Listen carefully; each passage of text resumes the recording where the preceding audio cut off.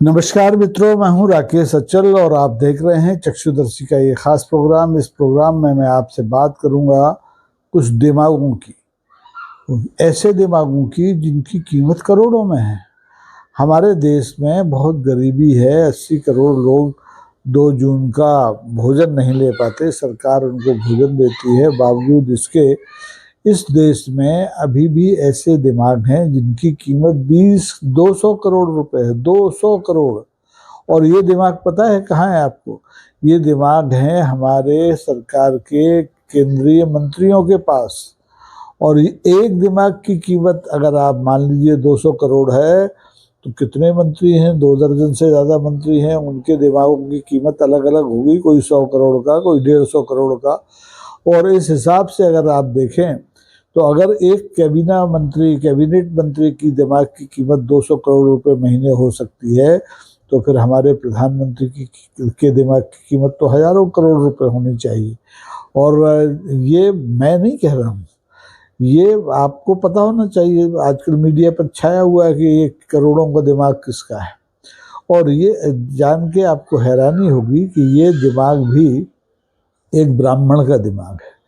उस ब्राह्मण का, जिस ब्राह्मण प्रजाति को दुनिया के बहुत से लोग कोसते हैं, उसको शोषक बताते हैं। तो अब आप कयास लगाइए ये दिमाग किसका हो सकता है। नहीं समझ पाए तो मैं बता देता हूँ। ये दिमाग है केंद्रीय भूतल परिवहन मंत्री माननीय नितिन गडकरी साहब का।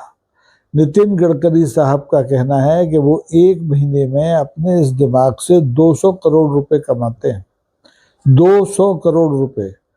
वो भूखे नंगे नहीं हैं, उन्हें किसी की इसकी दलाली की ज़रूरत नहीं है। और सबसे बड़ी बात यह है कि उनका कहना है कि वो जो भी कमाते हैं अपने दिमाग से कमाते हैं। वो एक पॉलिटिशियन है, वो संत नहीं है, उन्हें संत ना माना जाए। अब आप कहेंगे कि अचानक से हमारे नितिन गडकरी साहब, जो बहुत सौम्य हैं, बहुत मीठा बोलते हैं, बहुत मार्के का बोलते हैं, वो अचानक बिदक कैसे गए? तो कैसे चिल्लाने लगे, चीखने लगे कि मैं दलाल नहीं हूँ, मैं संत नहीं हूँ, मैं उद्योगपति हूँ, मेरा दिमाग 200 करोड़ रुपए का है।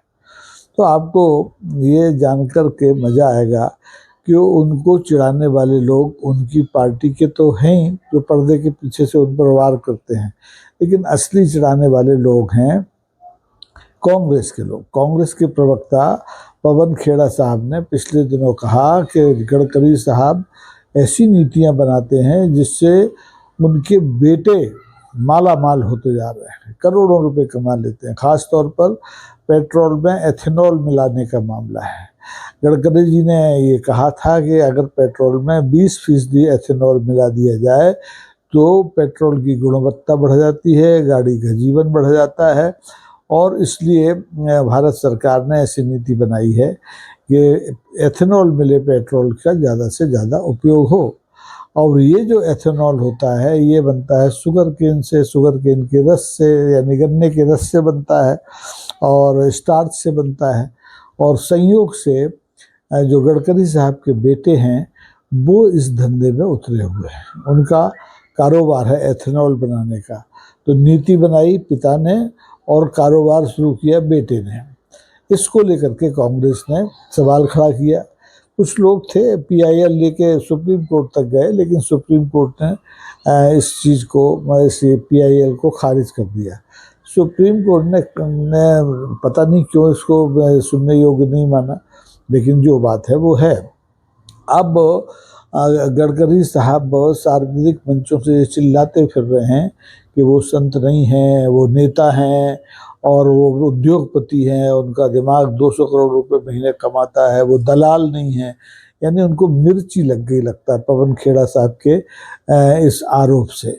अब आरोप में अगर दम नहीं होता तो गडकरी साहब को उत्तेजना नहीं आती, लेकिन आई है।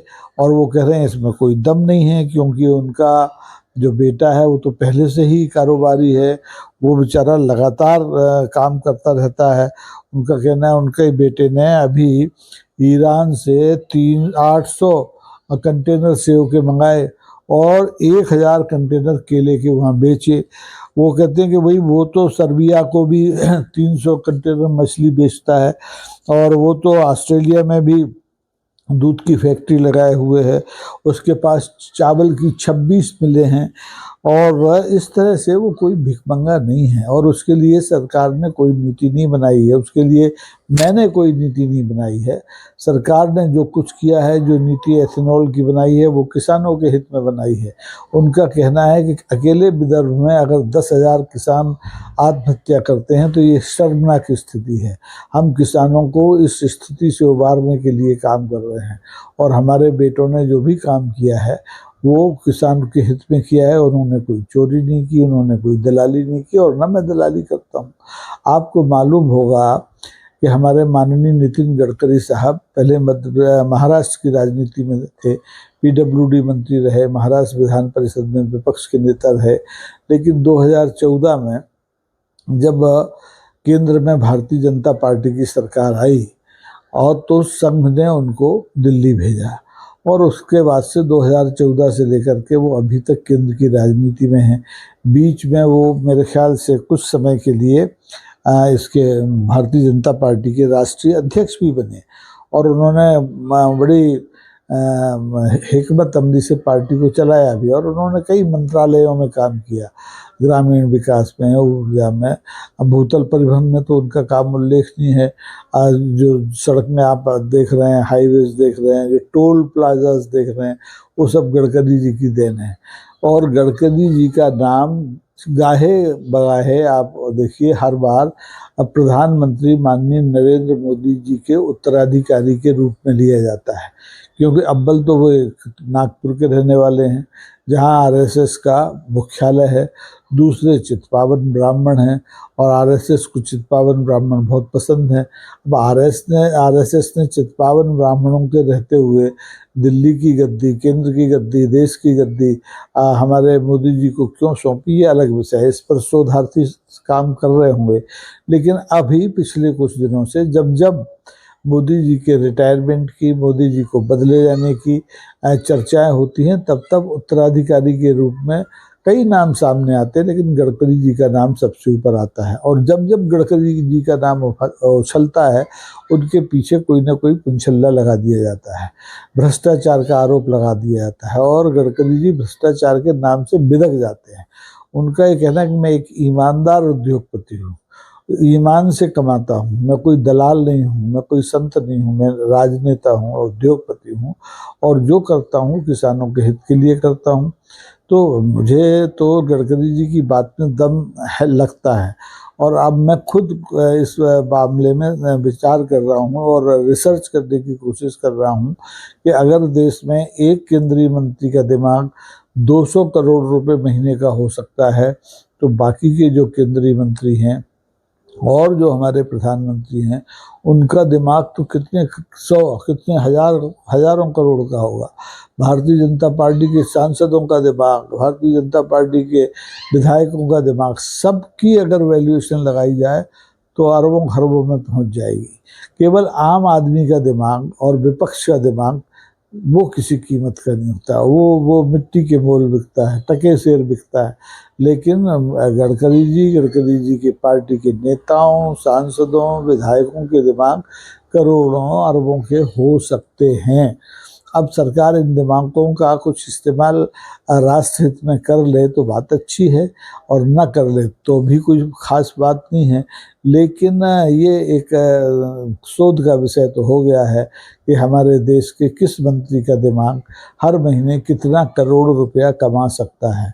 उद्योगपति है तो, उद्योगपति नहीं है तो, क्योंकि दिमाग अगर कमाने की क्षमता रखता है और वो उसका वैल्यूएशन करने की कोई मशीन अगर बन जाए तो मज़ा आ जाए।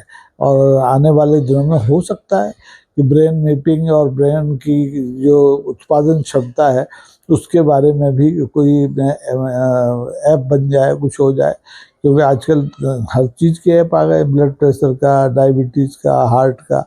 तो दिमाग का भी एक न एक दिन ऐप आएगा और वो बताएगा कि अगर गडकरी जी का दिमाग एक महीने में 200 करोड़ रुपए कमाता है तो फिर रक्षा मंत्री का कितना करोड़ कमाता होगा, उद्योग मंत्री का कितना करोड़ कमाता होगा, रेल मंत्री का कितना करोड़ कमाता होगा, और अंत में इन सब के जो नेता हैं माननीय प्रधानमंत्री, उनका दिमाग कितने करोड़ का होगा। तो मेरे ख्याल से तो अब हमारे देश की बीमा कंपनियों को इन दिमागों का भी बीमा करना चाहिए, क्योंकि ये बहुत मूल्यवान दिमाग है, करोड़ों की कीमत है इनकी। अगर ये कोई दिमाग 200 करोड़ कमाता है तो कम होता है क्या? तो 200 करोड़ से आप समझ लीजिए 12 दूनी 2400 करोड़ रुपए साल का एक अगर दिमाग कमाएगा तो कितना हो जाएगा? 2400 ज़्यादा होगा भाई, और ज़्यादा होगा, मेरा गणित कमज़ोर है। 201 में तो 6 में 1200, 2400 करोड़। तो ठीक है, अब आप भी दिमाग लगाइए, अपने डॉक्टर से पूछिए, जाइए कि आपका दिमाग भी क्या कुछ कीमत रखता है, क्या उसको भी 1000, 500, लाख, 2 लाख रुपए में बेचा जा सकता है, या उसके जरिए कुछ पैसा कमाया जा सकता है। रोचक विषय है, हर चैनल पर ये विषय आपको सुनने को मिलेगा, लेकिन हमारे चैनल के चूँकि अभी अप्रोच कम है, हमारे दर्शक कम हैं, तो उनके लिए मैं ये विषय लेके आया। हो सकता है उन्हें फुर्सत ना मिली हो, उन्होंने कोई दूसरा चैनल ना देखा हो, तो वो इस महत्वपूर्ण विषय से अनजान ना रहें, वंचित ना रहें, इसलिए ये छोटा सा एपिसोड मैंने आपके लिए बनाया है। आप इसे पसंद करें तो इसे लाइक कर दीजिए, अगर आपको बहुत अच्छा लगता है तो अपने मित्रों में इसको बांट दीजिए। वायरल करने की मैं नहीं कह रहा हूँ, बांट दीजिए, जो जो ग्रुप आपके हैं वहाँ इसको भेजिए, और अगर संभव हो तो इसे सब्सक्राइब भी कीजिए। आज के लिए बस इतना ही, कल फिर कोई नए विषय के साथ आपके बीच होंगे, तब तक के लिए धन्यवाद, नमस्कार, जय हिंद।